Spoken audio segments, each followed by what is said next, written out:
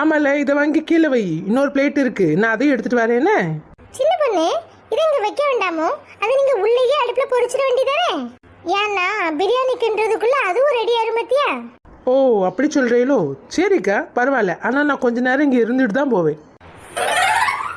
சரி, போய் உட்காரு, கீழே வச்சுட்டு உட்காரு. என்ன 4 முடி மூஞ்ச ஒரு மாதிரி குவானிக்கிட்டு வச்சுக்கிட்டு இருக்கு? ஏன் மீனா? சொல்லு சின்ன பொண்ணு. ஆமா, 4 முடி எதுக்கு இப்படி மூஞ்ச தூக்கி வச்சுக்கிட்டு இருக்கு? கொழுப்பு, வேற என்ன? என்னாச்சு மீனா? இஞ்சி பூண்டை அரைக்காம அப்படியே முழுசா கொண்டு வந்து சின்ன பொண்ணு. அதுக்கு கண்மணி அக்கா 4 முடி கிட்ட போய் அரைச்சு கொண்டு வாமோன்னு சொன்னாவ, அவ்வளவுதான். அதுக்கு 4 முடி. மீனா, நீ வேணா போயிட்டு வரியா?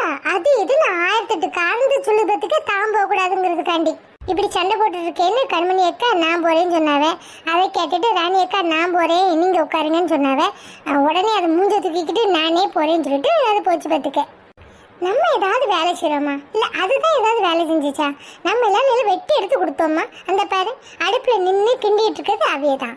அவையிட்ட போய் சண்டை போட்டுட்டு இருக்கேன். அதான் ராணி அக்கா 4 முடிட்டு சொன்னாவே, நீ வேணா அடுப்புல பிரியாணி கிண்டிக்கிட்டு கண்மணி அக்கா போய் இஞ்சி பூண்டை அரைச்சிட்டு வரட்டும்னு சொன்னாவ பார்த்துக்க. உடனே மூஞ்சி தூக்கி வச்சுக்கிட்டு நானே போறேன்ட்டு போகுதே. கூடிய சீக்கிரம் 4 முடிக்கு ஒரு பாயாசத்தை ஊத்தணும். ஊத்திடுவோம்.